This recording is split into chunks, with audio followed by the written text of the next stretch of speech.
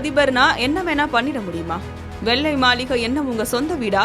இப்படியான அதிரடி கேள்விகளுடன் அதிபர் டொனால்டு டிரம்பின் பிரம்மாண்ட கனவு திட்டத்திற்கு அதிரடியாக தடை விதித்திருக்கிறது அமெரிக்க நீதிமன்றம்.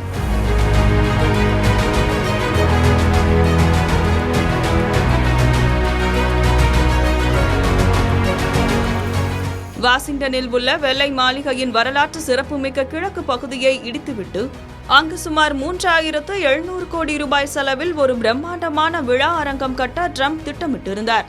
சுமார் 1000 பேர் அமரக்கூடிய வகையில் உலகிலேயே மிகச்சிறந்த ஒரு கட்டிடமாக இதை உருவாக்க வேண்டும் என்பதுதான் ட்ரம்பின் மாஸ்டர் பிளான். இதற்கான கட்டுமான பணிகள் விறுவிறுப்பாக நடந்து வந்த நிலையில் அமெரிக்க பெடரல் நீதிமன்றம் இதற்கு அதிரடியாக தடை விதித்துள்ளது. வரலாற்று சின்னங்களை பாதுகாக்கும் அமைப்பான நேஷனல் ட்ரஸ்ட் தொடர்ந்த வழக்கை விசாரித்த நீதிபதி ரிச்சர்ட் லியோன் மிக காட்டமான ஒரு தீர்ப்பை வழங்கியுள்ளார். அதிபர் என்பவர் வெள்ளை மாளிகையின் ஒரு பாதுகாவலர் மட்டுமே, அவர் அதன் உரிமையாளர் அல்ல என்று அந்த தீர்ப்பில் குறிப்பிடப்பட்டுள்ளது. மேலும் அமெரிக்க நாடாளுமன்றத்தின் முறையான அனுமதி இல்லாமல் இத்தகைய கட்டுமானங்களை செய்ய அதிபருக்கு அதிகாரம் இல்லை என்றும் நீதிபதி தெளிவுபடுத்தியுள்ளார்.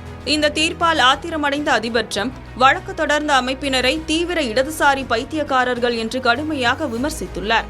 இந்த திட்டம் அரசாங்க பணத்தில் இல்லாமல் முற்றிலும் தனியார் நிதி மற்றும் கார்ப்பரேட் நிறுவனங்களின் பங்களிப்புடன் செயல்படுத்தப்படுகிறது. எனவே இதற்கு நாடாளுமன்ற அனுமதி தேவையில்லை என்பதுதான் ட்ரம்பின் வாதம். ஏற்கனவே ஓவல் அலுவலகத்தில் தங்க அலங்காரங்கள் செய்தும் ரோஜா தோட்டத்தை புதுப்பித்தும் தனது முத்திரையை பதித்துள்ள ட்ரம்ப் இந்த அரங்கத்தை 2025 தான் மீண்டும் பதவிக்கு வந்ததற்கான ஒரு முக்கிய அடையாளமாக பார்த்தார். தற்போது நீதிமன்றம் தனது உத்தரவை மேல்முறையீடு செய்ய ட்ரம்பிற்கு 2 வார கால அவகாசம் அளித்துள்ளது. அதுவரை பணிகளை தொடரக்கூடாது என உத்தரவிடப்பட்டாலும் பாதுகாப்பு தொடர்பான நிலத்தடி சுரங்கப்பாதை மற்றும் பதுங்குகுழி பணிகளுக்கு மட்டும் நீதிமன்றம் விலக்கு அளித்துள்ளது குறிப்பிடத்தக்கது. வெள்ளை மாளிகையை தனது விருப்பப்படி மாற்ற நினைத்த ட்ரம்பிற்கு இந்த தீர்ப்பு ஒரு பெரிய சட்ட போராட்டமாக மாறியிருக்கிறது.